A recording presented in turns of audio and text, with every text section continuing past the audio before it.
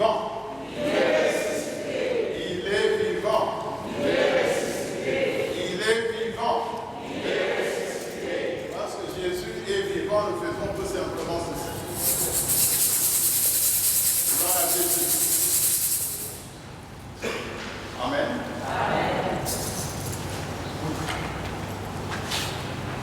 Qui ont reçu les invitations de l'AIFC pour la rencontre d'aujourd'hui? Qui ont lu l'invitation AIFC pour notre récollection de ce jour? Ceux qui ont lu le thème. Qui ont lu les invitations? Ah.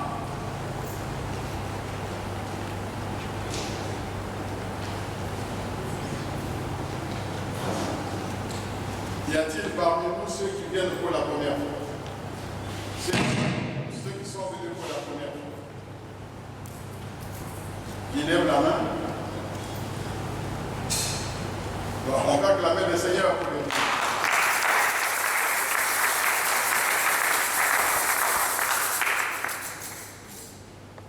Le thème autour duquel nous allons faire le partage de cet après-midi,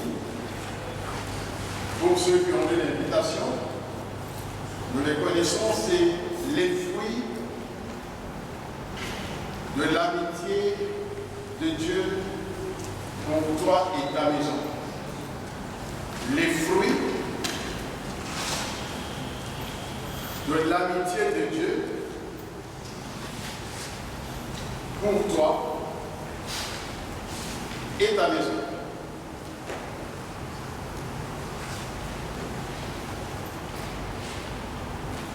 Ce thème est tiré de la parole de Dieu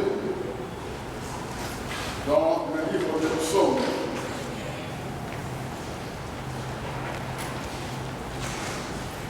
Le psaume 25, nous lisons du verset 12e au verset 14e. Du verset 12 au verset 14.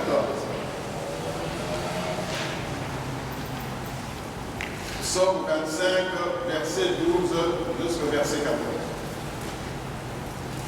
Les fruits de l'amitié de Dieu. Pour toi et ta maison, nous lisons pour la gloire de Dieu. Quel est l'homme qui craint l'Éternel?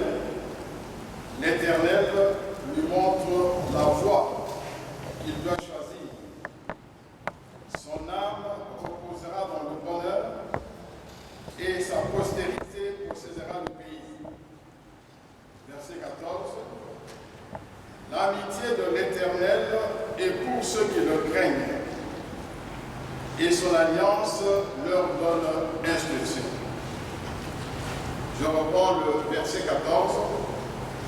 L'amitié de l'Éternel est pour ceux qui le craignent, et son alliance leur donne instruction. C'est la parole du Seigneur. Bien-aimés, parler de l'amitié, c'est parler d'une réalité sociale, une réalité humaine qui fait partie de notre vie de tous les jours. Nous parlons des amis, parce que personne dans la vie ne peut être entouré que des ennemis. Ce n'est pas possible. Parce que nous sommes portés à avoir des amis, à rechercher l'amitié des autres. Et même si nous ne recherchons pas l'amitié des autres, ceux qui nous apprécient recherchent notre amitié. Ça peut être nous qui prenons l'initiative de l'amitié, mais ça peut être aussi les autres qui recherchent cette amitié parce qu'ils trouvent qu'il y a quelque chose qu'ils peuvent tirer de nous. Donc, si nous parlons de l'amitié de Dieu, il est peut-être bon que nous parlions d'abord de l'amitié que nous connaissons, que nous vivons au jour le jour, en tant qu'humains. Et nous allons étudier ensemble ce thème en commençant par parler de l'amitié de manière générale. C'est quoi l'amitié? Telle que nous la connaissons en tant qu'humains. L'amitié que nous connaissons en tant qu'humains, c'est quoi l'amitié? Et ensuite, nous parlerons de l'amitié de Dieu. L'amitié humaine, l'amitié de Dieu, les fruits de l'amitié de Dieu, et enfin, comment, ça serait la question centrale, après avoir parlé de l'amitié humaine, de l'amitié de Dieu, des fruits de l'amitié de Dieu, la question centrale à laquelle nous allons répondre, c'est comment Dieu permet-il à l'homme qui le craint et à sa maison goûter les fruits de son amitié? Comment est-ce que Dieu le permet? Comment? Comment est-ce que nous arrivons à goûter ces fruits-là? Par quel chemin? Par quelle voie? Amen. Bien aimés, nous savons que, je vais aller assez rapidement, que l'amitié, c'est une relation. C'est une relation d'amour, une relation de confiance, une relation de fidélité entre deux personnes. C'est ça l'amitié. Il n'y a pas d'amitié sans amour, ce n'est pas possible. C'est une relation d'amour, c'est la première chose. C'est aussi une relation faite de confiance. On a confiance dans l'autre, sinon on n'est pas amis. Et une vraie amitié est fidèle. Ça veut dire qu'elle dure, elle demeure, dans les bons comme dans les mauvais jours. Dans les circonstances, elle se vérifie. Elle est fidèle. C'est ça la vraie amitié. Mais nous savons que l'amitié humaine peut être positive ou négative. Elle peut être réelle comme elle peut ne pas être réelle. Ça veut dire quoi? Une amitié réelle, c'est une amitié où on retrouve tous ces éléments que je viens de vous donner. C'est une amitié où l'amour est réel, où il y a l'amour. C'est une amitié où on peut avoir confiance dans l'autre. On peut se reposer sur l'autre. Et on peut compter sur l'autre en toutes circonstances. Ça, c'est une vraie amitié. Ça existe. Mais ce genre d'amitié sont rares. C'est notre expérience à nous tous. Je ne vous apprends rien. Les vraies amitiés où il y a l'amour, la confiance et la fidélité, c'est-à-dire la constance dans le temps, sont plutôt rares. Et nous allons en parler. Mais il y a beaucoup d'amitiés qui sont apparentes. C'est apparent. Des amitiés, on se méfie de l'ami, méfiante. C'est un ami, mais. Donc, amitié avec mais. C'est un ami, mais. Et des amitiés qui ne durent pas. Des amitiés éphémères. Lorsqu'on rencontre des circonstances difficiles, l'amitié disparaît. En d'autres termes, certaines amitiés humaines remplacent les éléments de fond de l'amitié par d'autres choses. Les vrais éléments de l'amitié, ça veut dire que c'est l'amour. Les fausses amitiés remplacent l'amour par l'intérêt. Nous avons intérêt à être avec elle. On dit qu'on est amis, mais en fait, on est intéressé. L'intérêt. Il n'y a pas de confiance, mais c'est la méfiance. Parce qu'on se dit, mais c'est mon intérêt que je recherche. Mais il est possible que l'autre, à cause de son intérêt, ne m'apporte pas ce que j'attends de lui. L'amour est remplacé par l'intérêt, la confiance par la méfiance et la fidélité par la trahison. Beaucoup de trahison. Et là, j'aimerais vous donner 2 versets bibliques qui vous permettront de mieux asseoir tout ce que je viens de dire en ce qui concerne l'amitié humaine. Le premier verset, nous le connaissons tous. Dans le livre des Proverbes, il est écrit ceci: celui qui a beaucoup d'amis les a pour son malheur. Et c'est ce que dit la parole de Dieu. Celui qui a beaucoup d'amis les a pour son malheur. Mais il est tel ami plus attaché qu'un frère. Il est tel ami. Celui qui en a beaucoup, c'est pour son malheur. Mais il peut y en avoir un un ami qui est plus attaché qu'un frère. En d'autres termes, les vraies amitiés sont rares. Il est tel ami qui est plus attaché qu'un frère. Les vraies amitiés sont rares. Dans beaucoup de cas, je ne vais pas rester longtemps là-dessus. Vous savez, vous avez vécu dans votre entourage familial, social, combien de dégâts les amis causent dans les maisons des amis. Combien de dégâts, soi-disant amis. Soi-disant amis. Je vous donnerai deux exemples qui m'ont personnellement frappé. C'est deux couples qui se fréquentaient. Il y a beaucoup de problèmes de couples qui se fréquentent. Un des amis s'arrange pour devenir amant de l'autre, de la femme, jusqu'à provoquer le divorce, et il épouse l'épouse de son ami. Vous comprenez cela, bien-aimé? Ce sont des cas que nous connaissons. Je ne vous raconte pas, peut-être dans votre milieu, vous les connaissez. Quelqu'un qui a vécu des années avec l'épouse de son ami, en délaissant sa propre femme dans la maison, et la femme n'a fait que dépérir. C'est ça l'amitié des hommes. Et c'est dans notre pays ici, je ne veux pas dire dans quelle ville, mais dans notre pays ici. Ce sont des choses qui se rencontrent. Ou à l'inverse, c'est la femme qui s'organise, parce que si le mari prend la femme de l'autre, la femme aussi est d'accord pour prendre le mari de l'autre. Deux amis célibataires, ayant déjà un certain âge, non mariés. Mais une qui cherchait à avoir des enfants malgré tout, mais n'avait pas eu d'enfants. Elle n'a pas eu d'enfants. Mais sa copine, bien que célibataire, est tombée enceinte.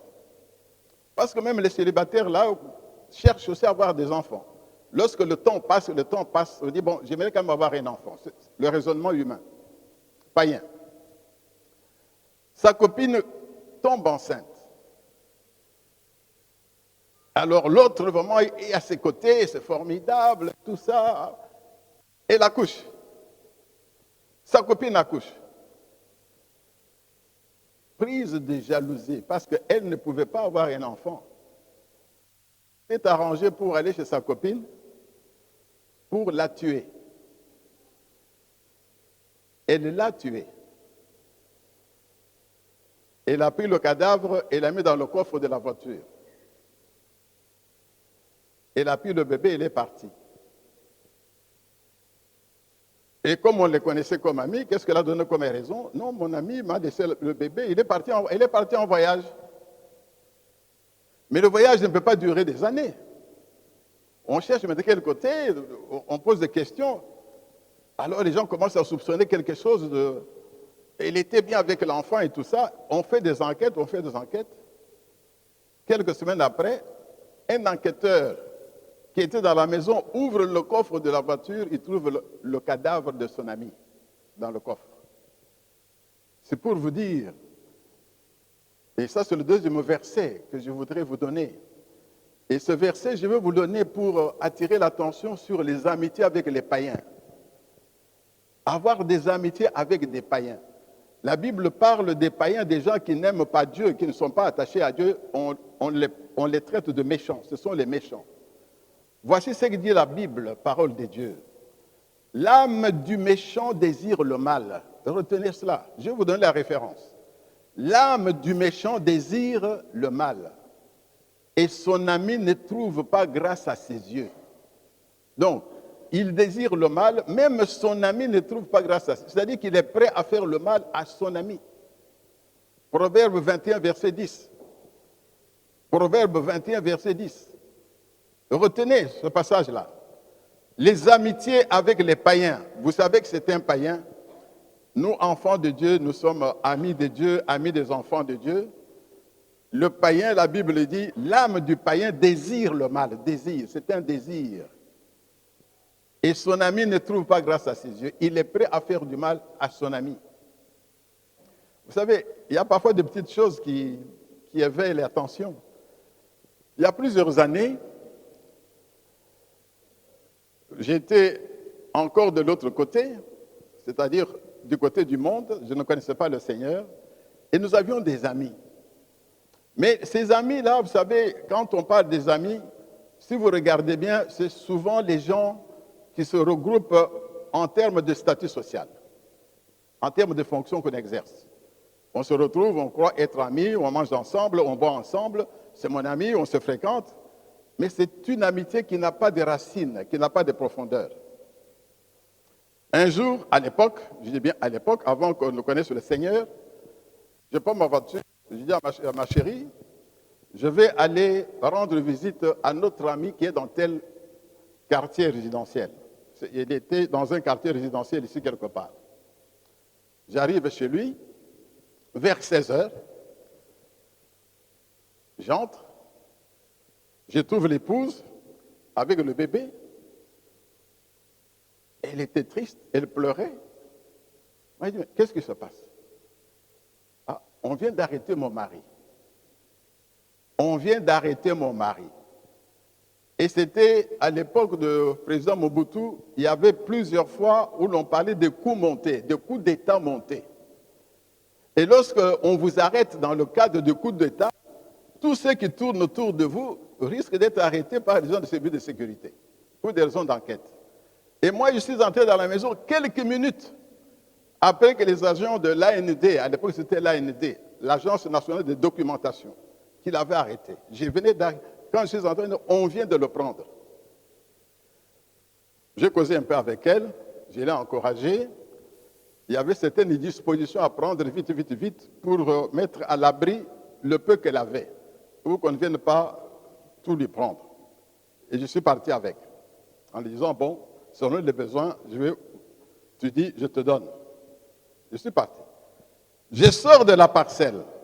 J'ai fait 200 mètres dans ma voiture. Je croise un ami. Hein? J'ai dit toujours ami, hein? Un ami, au volant de sa Mercedes.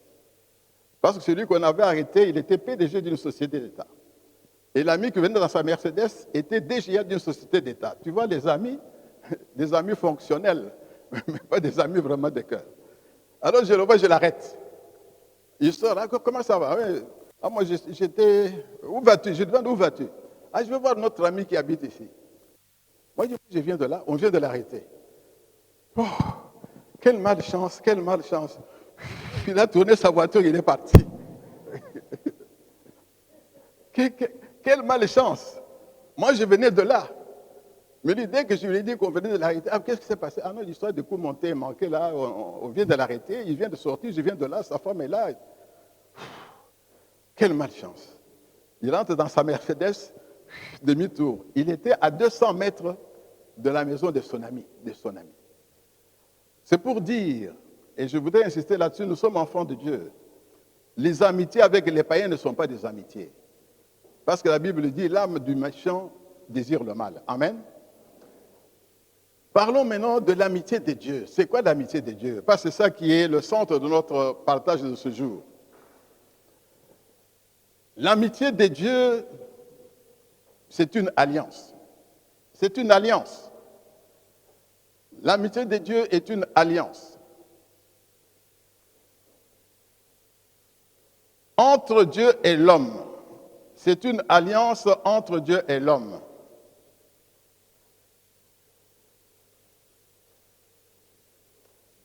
Une alliance dans laquelle Dieu fait une promesse généreuse à l'homme. Dans cette alliance, Dieu fait une promesse généreuse à l'homme.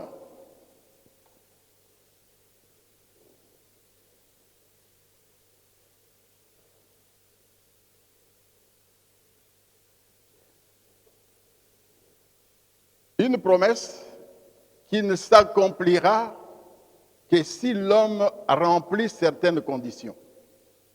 Donc cette promesse ne s'accomplira que si l'homme remplit certaines conditions.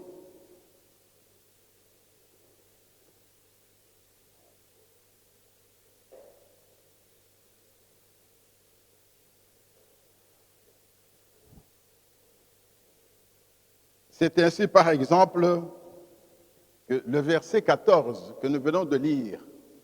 Donc, je disais que l'amitié de Dieu, c'est une alliance entre Dieu et l'homme, dans laquelle Dieu fait une promesse généreuse à l'homme qui ne s'accomplira que si l'homme remplit certaines conditions. Le verset 14 d'aujourd'hui, dans Psaume 25, verset 14, qu'est-ce qui est écrit? L'amitié de l'Éternel est pour ceux qui le craignent. Donc, Dieu offre son amitié. Il offre son amitié. Je veux être votre ami, mais à une condition, que tu me craignes. Donc, l'amitié de Dieu, c'est pour ceux qui le craignent. C'est une condition. Le Seigneur Jésus a dit la même chose en des termes encore plus faciles à comprendre. S'adressant à ses disciples, qu'est-ce que Jésus a dit aux disciples? Jésus a dit ceci. Vous êtes mes amis. Jésus parle à ses disciples. Vous êtes mes amis si vous faites ce que je vous commande. Si vous faites ce que je vous commande. Jean 15, 14. C'est Jésus qui dit, qui parle. Vous êtes mes amis si vous faites ce que je vous commande. Donc, Jésus veut être ami de tous ceux qui mettent sa parole en pratique. Qui mettent sa parole en pratique. Qui gardent sa parole. Qui serrent sa parole sur leur cœur pour ne pas pécher contre lui. C'est la condition. C'est la condition première. Il n'y en a point d'autre. Il n'y en a point d'autre. C'est pourquoi dans notre témoignage chrétien, la première chose la plus importante, c'est de montrer comment nous sommes devenus amis de Dieu. Comment nous sommes devenus? C'est ça le plus fondamental. Nous sommes partis d'où? Est-ce que tu mets la parole de Dieu en pratique? Quels sont les pas que tu as fait avec Dieu dans ta vie? Tu étais où et maintenant tu es où? C'est ça le témoignage chrétien. Et tous les anciens de l'AIFC qui sont ici connaissent bien le témoignage du couple Kalala. Où est-ce que nous étions? Quels sont les pas que nous avons faits avec Dieu? Il n'y a personne qui est parfait, personne. Mais quand on est païen, c'est pire, on vit n'importe comment.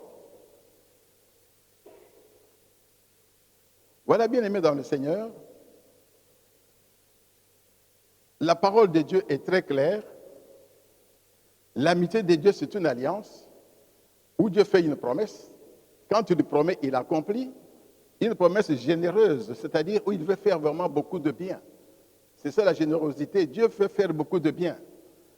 Mais il est prêt à le faire pourvu que vous remplissez certaines conditions.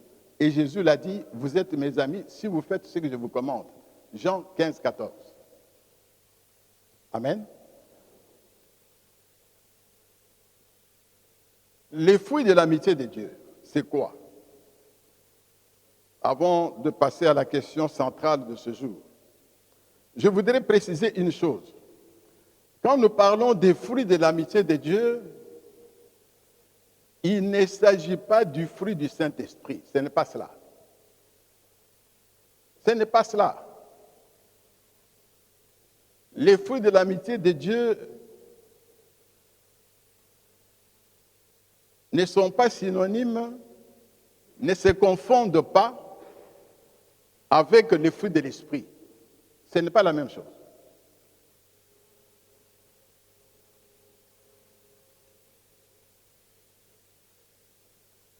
Un ami de Dieu, si tu es ami de Dieu, tu dois produire déjà des fruits de l'esprit dans ta vie. Un ami de Dieu, c'est celui qui produit les fruits de l'esprit. Mais quels sont les fruits de l'amitié? Dieu fait de toi son ami et demeure ton ami parce que tu es spirituel. Dieu ne peut pas être ami de quelqu'un qui est charnel. Dites Amen.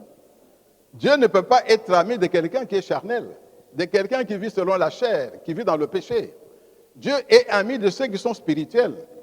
Donc, cela suppose que quand on est ami de Dieu, on est spirituel. Je prends l'exemple de quelqu'un comme Daniel.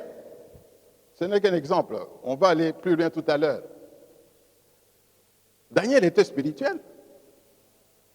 Il l'a montré. Il a refusé de manger des plats du roi qui étaient consacrés aux idoles. De lui-même. Il a dit non, non, non, non, non, non. C'était un homme spirituel. Et parce qu'il l'était, Dieu a fait tout ce qu'il a fait avec Daniel. Nous le savons. Mais c'est quoi les fruits de l'amitié de Dieu? C'est quoi? Ce ne sont pas des fruits de l'esprit. Ce sont des réalités spirituelles, physiques et matérielles. Ce sont des réalités. Les fruits de l'amitié de Dieu, ce sont des réalités de vie. De réalités de vie. De réalités spirituelles. De réalités physiques. De réalités matérielles.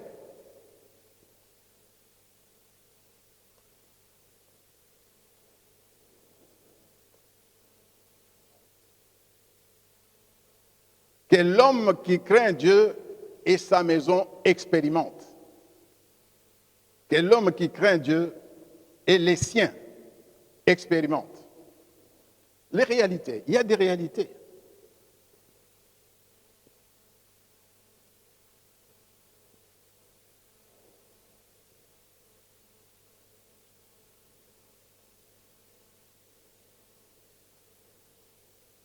Parce que tout à l'heure, j'ai parlé de Daniel.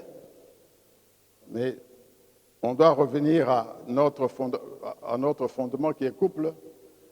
Et regardez comment Daniel, dans la fosse au lion, on ne l'a pas mangé. On ne l'a pas mangé.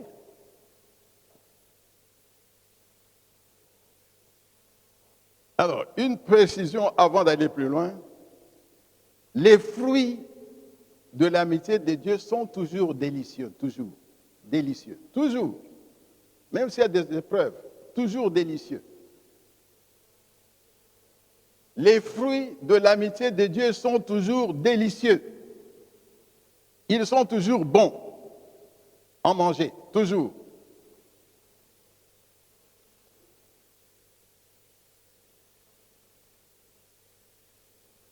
Alors que les fruits de l'amitié des hommes peuvent être très amers, comme nous venons de le voir tout à l'heure. Peuvent être amers. Même au sein du couple. Avant de passer à la question fondamentale, je voudrais vous dire déjà, un vrai couple chrétien, comme Papa Kalala et sa chérie, comme tous les couples que je vois devant moi, si nous sommes réellement chrétiens, couple chrétien, réellement transformés, nous devons avoir ces trois choses-là. Je dois avoir l'amour pour ma femme, et elle doit avoir l'amour pour moi. Ça, c'est la première chose. La deuxième chose, je dois avoir confiance en elle. Elle doit avoir confiance en moi. C'est ça le couple chrétien. Troisième chose, je dois être fidèle. Pas seulement sexuellement, même dans ces moments difficiles de vie, même si elle est malade, si elle a des problèmes, je dois être fidèle. Elle doit m'être fidèle. Spirituellement, moralement, matériellement, physiquement. Je dois lui être fidèle. En d'autres termes, bien-aimés, c'est pour ça qu'avant de passer à la suite, un vrai couple chrétien, les conjoints sont des amis. Dites Amen. Dans un vrai couple chrétien, les conjoints sont des amis. C'est ça notre vocation. C'est ça notre vocation. C'est ça notre appel. Et parce qu'elle est mon amie, je ne peux pas me séparer d'elle. Sa présence à mes côtés m'est indispensable. Indispensable. Parce que je partage tout avec elle. Je sais que si j'ai des problèmes, c'est elle qui va me consoler, c'est elle qui va me soutenir. Je peux compter sur elle. en toutes circonstances. Bien aimé, si le Seigneur nous a donné cet enseignement d'aujourd'hui, ce n'est pas pour parler des choses qui n'ont pas de fondements spirituels, qui n'ont pas de racines. Nous devons, la vie chrétienne, c'est une vie qui a des racines. Quelles sont tes racines spirituelles? C'est cela qui est important. Dans ton couple, quelles sont les racines que vous avez? Est-ce que l'amour existe? Est-ce que l'amour existe? Est-ce que la confiance est toujours là? Est-ce que vous êtes réellement fidèle? Pas seulement sexuellement, en matière d'argent, dans vos relations. Toi, tu défends ton mari, là où on l'attaque, où on est en train de lui dire des choses, de le calomnier. Tu défends ta femme. Tu défends ta femme. C'est ça la fidélité. Défendre sa femme, défendre son mari. Être l'avocat de l'autre ou l'avocate de l'autre. Ça fait partie de la fidélité. C'est ça qui fait partie de notre témoignage de chrétien. C'est ça notre témoignage de chrétien. Sinon, il n'y a rien. Sinon, il n'y a rien.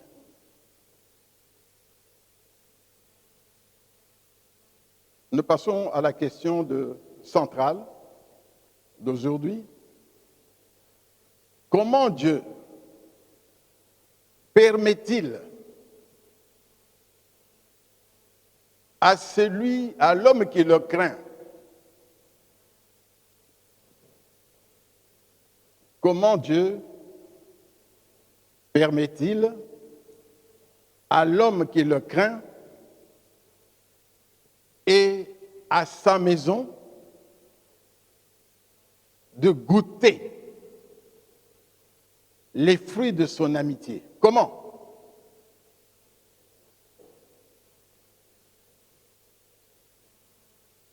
Comment? Comment Dieu permet-il à l'homme qui le craint, à l'homme qui fait ce que Dieu lui commande, à l'homme qui garde sa parole, à l'homme qui marche dans l'obéissance, et ceux qui sont avec lui, comment est-ce qu'ils peuvent goûter les fruits de l'amitié de Dieu? Amen. Je reviens au verset 14 de tout à l'heure. Au verset 14, je le lis. Il y a un bout de verset qui est très important. Un bout de ce verset. Je relis le verset 14. Il est écrit ceci. L'amitié de l'Éternel est pour ceux qui le craignent. Et il ajoute ceci, et son alliance leur donne instruction. Dieu instruit. Dieu donne instruction. Dieu instruit. Voilà le chemin par lequel on peut arriver à goûter les fruits de l'amitié de Dieu. Ça veut dire quoi? Dieu instruit.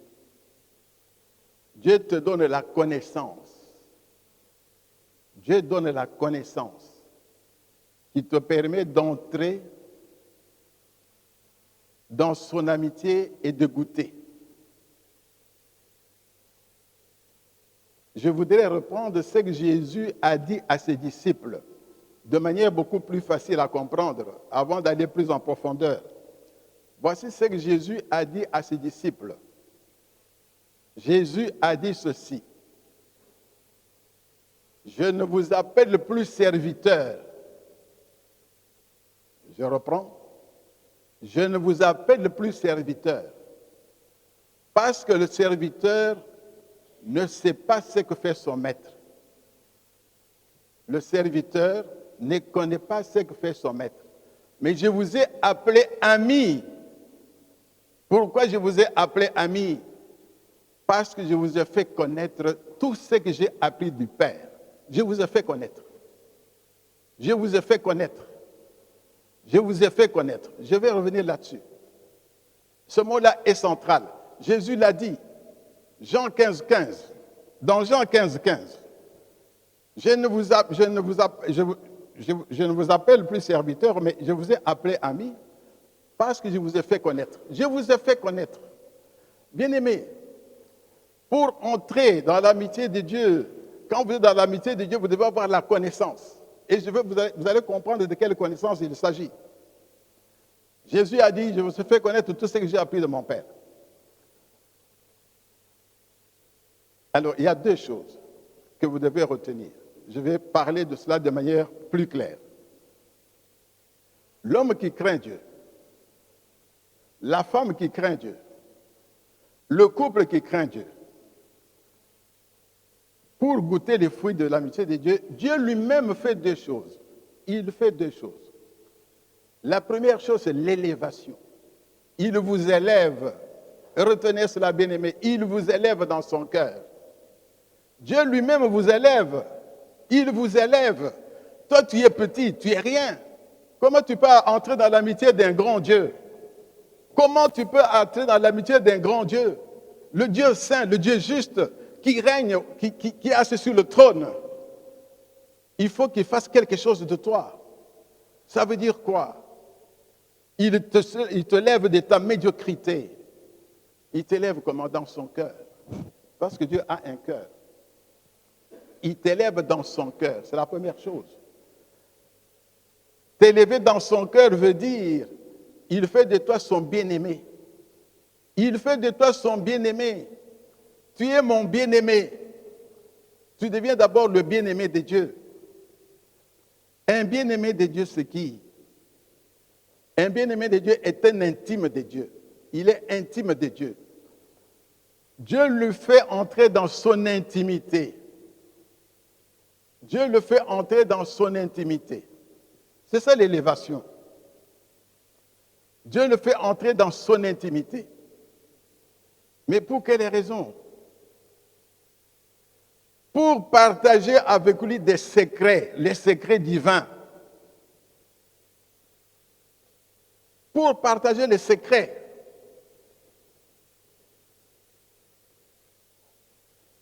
Les secrets de Dieu, ce sont des choses qui relèvent des connaissances divines. C'est Dieu seul qui les connaît. C'est Dieu seul qui les connaît. Pour partager les secrets divins, les secrets de Dieu. C'est-à-dire des choses qui relèvent des connaissances divines, des connaissances de Dieu seul, des choses que Dieu seul connaît. Et j'ajoute, bien aimé, ce secret qu'il va partager avec toi, c'est dans un but, pour marquer ta vie et la vie des tiens. C'est quelque chose qui va marquer toute ta vie, quelque chose de particulier, quelque chose qui va marquer, où tu vas voir, ça c'est Dieu qui a mis son empreinte, il a mis sa marque. Dites Amen. Je vois, il y en a qui se disent, mais c'est quoi ça? Qu'est-ce que ça veut dire? Je suis encore au niveau de l'élévation. Dieu t'élève dans son cœur pour faire de toi son bien-aimé, un bien-aimé de Dieu, son intime, quelqu'un ou quelqu'une qui entre dans son intimité pour partager ses secrets. Ce sont des connaissances que Dieu seul détient. Et il va te faire participer à cela pour que ta vie soit marquée. Bien-aimé, j'insiste beaucoup là-dessus, pour que ta vie soit marquée. Ça, c'est la première chose. C'est dans la pensée de Dieu. C'est Dieu qui fait ça. Tu ne le sais pas, mais Dieu le fait. Mais maintenant, c'est que toi, tu sais. La deuxième chose très importante pour toi, l'ouverture. Dieu t'ouvre une fenêtre sur ta vie à venir. Il t'ouvre une fenêtre. Bien aimé, quand on est ami de Dieu, Dieu doit t'ouvrir une fenêtre. Une fenêtre sur quoi? Sur ta vie. Une fenêtre sur ta vie. Ouvrir une fenêtre sur ta vie, c'est te faire connaître des choses qui s'accompliront nécessairement dans ta vie. Parce que cette fenêtre, nul ne peut la fermer. Personne. Il ouvre une fenêtre que nul ne peut fermer. Une fenêtre que nul ne peut fermer. Et à travers la fenêtre qu'il ouvre, Dieu te montre des choses qui s'accompliront certainement dans ta vie. Parce que nul ne pourra s'y opposer. Dites Amen. Nul ne pourra s'y opposer. Et ces choses, parce que ça relève du secret de Dieu. Est-ce que nous, on a des secrets vis-à-vis de Dieu? Qui a des secrets ici vis-à-vis de Dieu? Parce que Dieu sonde nos cœurs et nos reins. Nous, on n'a rien. Même, la Bible dit que même ta propre pensée, Dieu lit dans tes pensées. Ta parole, avant même qu'elle sorte de ta bouche, Dieu la connaît. Donc nous, on n'a aucun secret. Nous ne pouvons partager que ce qui est de Dieu. Donc, il ouvre une fenêtre sur ta vie, une fenêtre que personne ne peut fermer, que nul ne pourra fermer. Et à travers cette fenêtre, tu vois des choses qui vont s'accomplir dans ta vie de manière certaine. Dites Amen. Et ces choses-là vont marquer ta vie. Je vais vous donner beaucoup d'exemples pour comprendre les choses.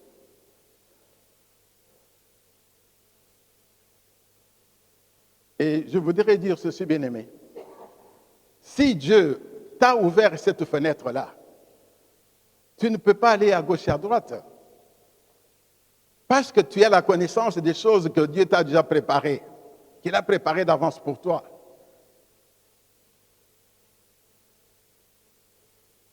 Quelques exemples pour vous faire comprendre la chose.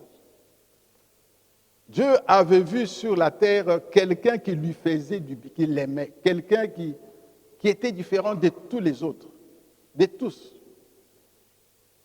Le seul qui était juste sur la terre, il s'appelait comment? Noé. Toute la terre était dans le péché. Toute la terre était dans le péché. Noé vivait tranquillement avec sa femme et ses enfants. Ses 3 enfants, ses 3 fils étaient mariés. C'était un père de famille, calme, tranquille, chez lui. Mais Dieu aimait Noé. Dieu aimait Noé.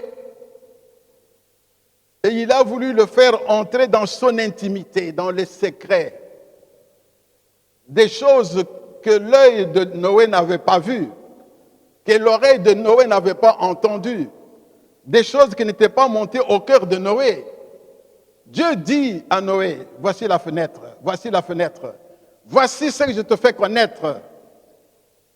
C'est une fenêtre parce que Dieu ne peut pas t'ouvrir toute sa connaissance. C'est une fenêtre de connaissance, un coin seulement des connaissances de Dieu. Dieu dit à Noé, je vais détruire le monde entier. Je vais détruire le monde entier. Noé ne le savait pas. Noé ne pouvait même pas y penser. Je vais détruire le monde entier. Mais toi, Noé, tu ne vas pas mourir. Dites Amen. C'est Dieu qui a parlé. Toi, Noé, tu ne vas pas mourir. Toi et ta famille. Toi et ta famille. Mais à une condition. Tu dois construire une arche. Selon le modèle que moi, Dieu, je vais te donner. Et Dieu savait que Noé, c'était un homme qui le craignait. Parce que quand vous voyez les dimensions de cette arche, quand vous lisez les livres chrétiens, c'était une arche énorme qu'il a dû fabriquer pendant des années. Et les gens se moquaient de lui. Et par cette fenêtre, qu'est-ce que Dieu lui montre? Pour lui et les siens. Dieu offre à Noé le salut à travers le déluge. C'est ça, le fruit. Le salut à travers le déluge. Le fruit de l'amitié. Le salut à travers le déluge. Tout le monde va mourir, mais pas toi et ta famille. Et après le déluge, qu'est-ce qui va se passer? C'est ta famille qui va assurer la multiplication de l'humanité. Ce sont tes enfants, avec leurs femmes, qui vont permettre que le monde se multiplie. Voici la mission que je te confie. Je te sauve, toi et ta famille. Et quand vous sortirez de l'arche, vous allez continuer à multiplier pour que la terre soit habitée. Dites Amen. Une fenêtre particulière. Une fenêtre particulière. Personne d'autre n'était dans le secret de Dieu, il n'y avait que Noé seul. Et cette révélation a révolutionné la vie de Noé. La vie de Noé a changé. Ce n'était plus un même homme. Même si on se moquait de lui, parce que nous, chrétiens, parfois on se moque de nous. Nous perdons notre temps. Mais il savait que quelqu'un lui avait parlé. Quelqu'un lui avait parlé. Les gens l'ont vu ramasser des histoires, rassembler, faire une histoire énorme de plusieurs centaines de mètres. Il dit, mais Noé est fou. On l'a sûrement traité de fou.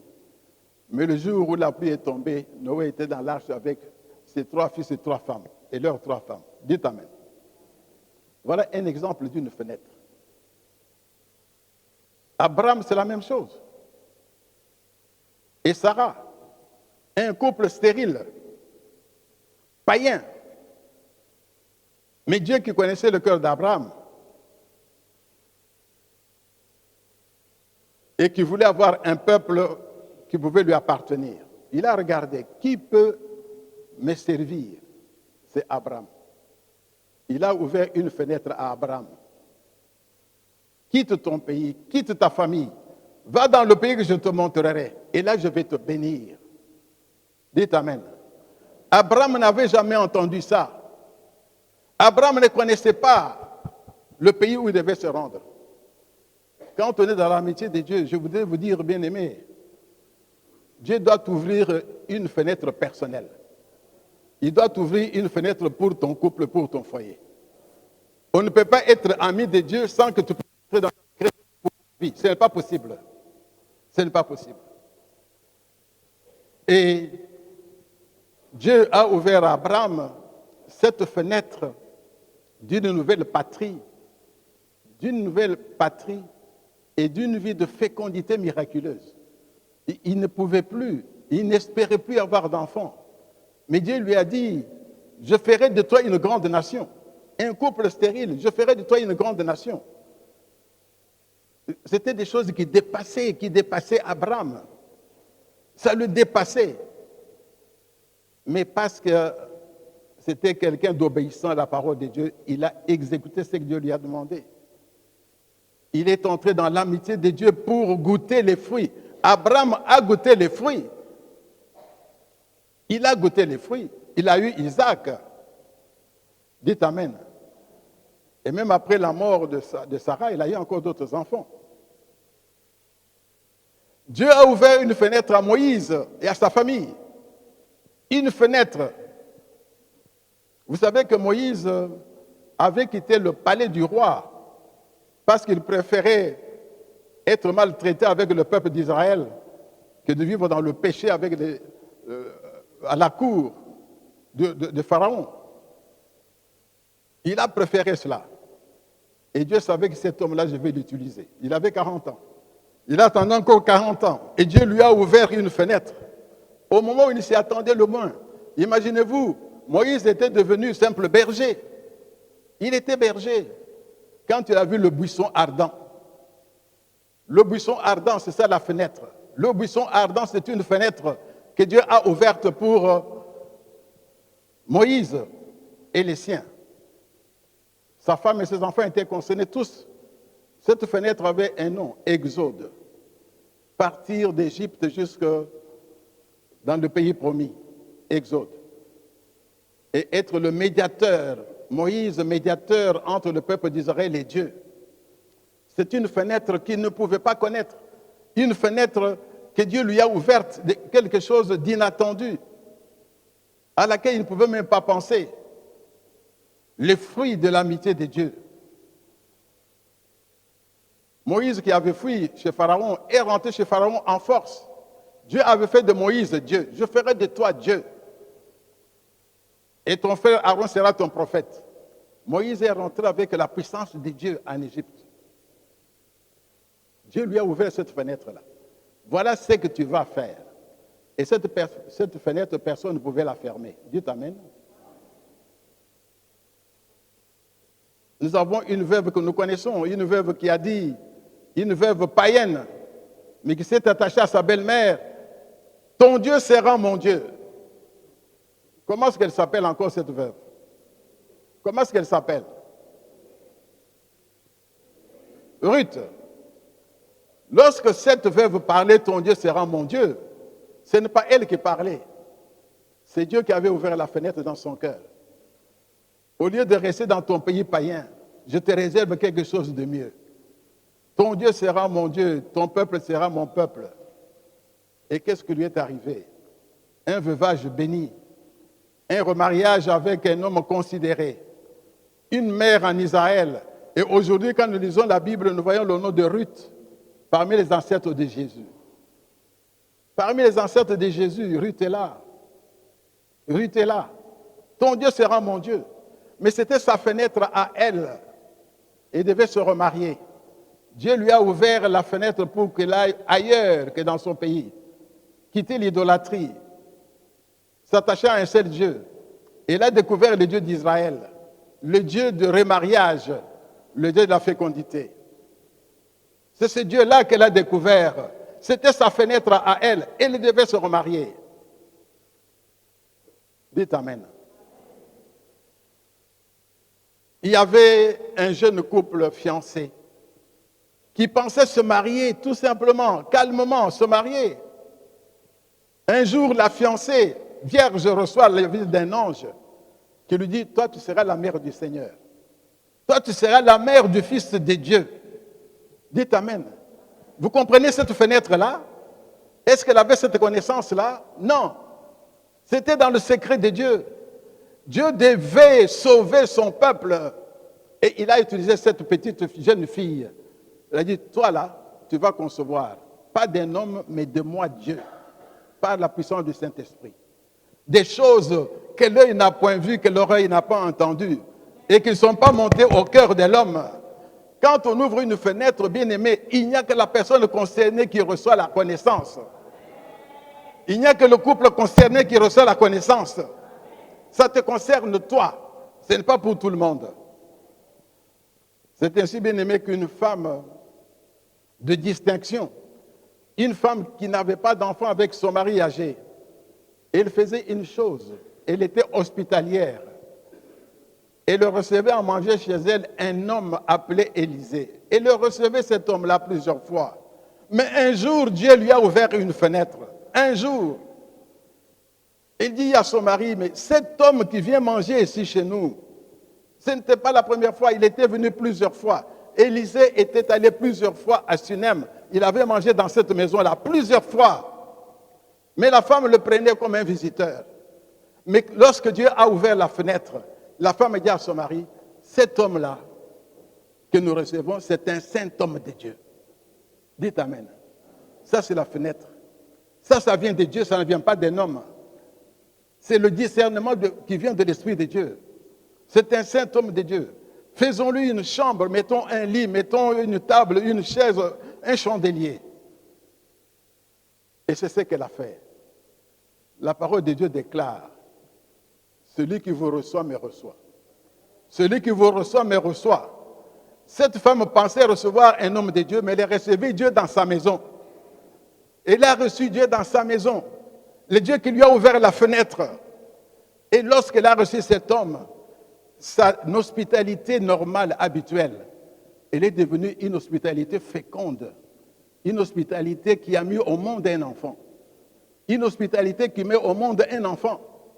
C'est quelque chose de tout à fait exceptionnel pour elle.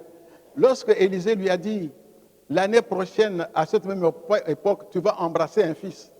Quand vous lisez la Bible, dans 2 Rois 4, 8 à 20, par là, qu'est-ce qu'elle a dit? La femme a dit à Élisée, Seigneur, ne trompe pas ta servante, ne trompe pas. Elle n'y a pas cru. Elle ne pouvait pas croire. Mais l'année suivante, elle était mère. Dites Amen. Parce que la fenêtre était ouverte. Et j'ai dit une fenêtre que personne ne peut fermer. Des choses qui vont marquer ta vie. La vie de cette maison avait changé. Il n'y avait pas d'enfants, maintenant il y avait des bruits. Des petites chansons que nous connaissons quand les enfants pleurent. Avec des biberons. J'ai parfois des photos où j'ai donné des biberons. C'est bien de voir, quand j'étais encore jeune, beaucoup de cheveux. J'ai donné les biberons. C'est merveilleux. Ça change tout. Quand l'enfant est dans la maison, il change tout. Et cet enfant-là est mort. Et Élisée l'a ressuscité par la puissance de Dieu. Des choses, des réalités spirituelles inattendues. Inattendues. Et je termine par un païen qui craignait Dieu, Corneille. Corneille, la Bible dit qu'il craignait Dieu avec toute sa maison. Il craignait Dieu et faisait des aumônes. Dieu lui a ouvert une fenêtre. Il a reçu un ange qui lui a dit, envoie des gens chercher Pierre qui est telle part. Il va vous annoncer des choses par lesquelles vous serez sauvés, vous et votre famille. Des choses. Il va vous annoncer des choses que Corneille ne connaissait pas. Une fenêtre ouverte sur le disciple-là. Corneille est devenu disciple de Christ. Et il a été baptisé du Saint-Esprit. Il ne savait pas que le Saint-Esprit existait. Il a été baptisé, lui et toute sa famille, baptisés du Saint-Esprit. Parce que la fenêtre était ouverte. Dites Amen. Je termine par quelque chose que vous connaissez. Ma chérie et moi, au début des années 90, Dieu nous a ouvert une fenêtre unique pour nous. Et cette fenêtre a un nom. Foyer pour Christ. Foyer pour Christ. C'est une fenêtre ouverte par Dieu. C'est une fenêtre que Dieu nous a ouverte à nous et à personne d'autre. Et nous étions loin. Vous connaissez notre témoignage. Nous, on était dans la vie du monde, au sens vrai, plein du terme. Vivre de bonnes choses du monde, c'était ça notre vie. Je vous ai déjà dit comment, en 81, recevant des pasteurs chez nous à la maison pour faire plaisir à mon grand frère qui était pasteur, on nous a offert une Bible en 81. Je ne l'ai jamais ouverte, jamais. Jusqu'à notre conversion en 89, remplie de poussière, 8 ans après que j'ai ouvert la Bible pour la première fois. Parce que la fenêtre était ouverte. Vous êtes mes témoins. Il a reçu ça. Vous êtes mes témoins. Et quand nous avons demandé au Seigneur, mais qu'est-ce que nous allons faire? Foyer pour Christ, le ministère de la réconciliation. Nous avons noté ça. Et nous avons mis genoux à terre pour avoir plus de connaissances. Dieu nous a même montré qu'on pêchait des âmes, des poissons dans notre piscine à la maison. On pêchait. On ne comprenait pas. Une parcelle remplie de chaises avec des personnes qui suivaient les enseignements bibliques. On ne comprenait pas. Mais comment a commencé le ministère? À la maison, autour de la piscine. On a tenu 3 premières réunions à la maison chez nous. Les premières âmes gagnées, c'était à la piscine, comme Dieu l'avait montré. Et cette fenêtre-là, il n'y avait qu'elle et moi qui la connaissions. Et cela a marqué notre vie jusqu'à aujourd'hui. Nous sommes dans l'AIFC, c'est notre fenêtre. Nous ne pouvons jamais abandonner l'AIFC. Parce que cette fenêtre, Dieu l'a ouverte pour toujours. J'ai connu l'AIFC par Dieu, je mourrai à l'AIFC avec Dieu. Dites Amen. Si cet enseignement est donné aujourd'hui, c'est pour que vous ne viviez pas en étant en l'air. Cherchez à savoir est-ce que Dieu a déjà ouvert une fenêtre pour vous ou pas. Et pour qu'il en soit ainsi, il faut faire une seule chose. Faire ce que Dieu vous commande. Gardez la parole de Dieu. Il n'y a pas d'autre chose. C'est parce que lorsque nous sommes convertis en 89, vous connaissez notre témoignage, toute ma vie passée, ma vie de désordre, d'impudicité, de mensonges, de cache-cache, est tombée le même jour, le jour de ma conversion, le même jour. J'étais devenu froid vis-à-vis de tout mon passé, froid. Et vous savez tout ce que la nuit même j'ai raconté à ma femme, ma vraie vie, double. La nuit même. Jusqu'à aujourd'hui. Je le dis et je le répète toujours. Depuis 89, je n'ai pas fait la cour à une seule femme. Pas une seule. Je le dis ici, je le dis partout où je vais, à Lubumbashi, en Belgique, partout. Parce que Dieu m'a fortifié. Dieu voulait que nous puissions vivre ce ministère. Bien-aimés, fenêtre qui doit ouvrir pour vous. Ne soyez pas derrière des gens. Tantôt on vous appelle, oh je suis allé là-bas, ah, on a bien prêché là-bas, et puis on a bien prêché ici. Mais non, arrêtez-vous. Mettez-vous à genoux. Où est-ce que je suis avec Dieu? Est-ce que je suis obéissant? Est-ce que je vis dans la sainteté? Dans notre couple, on nous a enseigné. L'homme quittera son père et sa mère. Est-ce que je le fais? Que le mariage soit heureux de tous. Pas d'impudicité, pas d'adultère. Est-ce que je le fais? La femme doit respecter son mari et le mari honorer sa femme. Est-ce que je le fais? Élever les enfants selon le Seigneur. Est-ce que je le fais? Donc, toutes ces choses-là, garder la parole de Dieu. Faire le point. Si tu es réellement dans la parole de Dieu, que tu vis cette parole, Dieu ne va pas t'ouvrir une fenêtre AIFC. Non, ça c'est déjà fait. il va trouver une autre fenêtre. Ça peut être dans n'importe quel domaine. Comme la Sunamite. Elle avait son problème. Elle était hospitalière. À partir de l'hospitalité, elle a eu l'enfant. C'est à partir de là où tu es que Dieu va faire de toi quelque chose. On ne copie pas la fenêtre de quelqu'un. Dites Amen. Quelle est la fenêtre que Dieu a ouverte pour vous? S'il ne l'a pas encore fait, ne pensez-vous pas que vous devez maintenant revenir au Seigneur dans une vie de fidélité à Dieu, pour qu'un jour cette fenêtre s'ouvre. Et lorsque la fenêtre s'ouvre, votre vie est marquée. Vous connaissez des choses, Dieu va vous montrer des choses qui vont se passer dans votre vie, et ces choses vont marquer votre vie. Ça sera la marque de Dieu, l'empreinte de Dieu. Rien ne pourra changer ces choses-là. C'est pourquoi, à travers cette fenêtre que Dieu a ouverte pour nous, nous expérimentons beaucoup de choses. Beaucoup de choses. Parfois, on a des épreuves. Ce n'est pas parce que Dieu a ouvert la fenêtre qu'il n'y a pas d'épreuves. Il y a des épreuves. Mais une chose que je dois vous dire, nous sortons toujours vainqueurs de tout ce qui nous arrive. Nous serons toujours vainqueurs de tout ce qui nous arrive. On passe parfois par des moments très, très difficiles. Très difficiles. Même décourageants. Mais Dieu nous soutient. Et dit, attendez, vous verrez. Puisse cette parole vous aider à comprendre ce que l'amitié de Dieu peut vous apporter dans votre vie et aspirer à être ami de Dieu. Nous allons prier le Seigneur.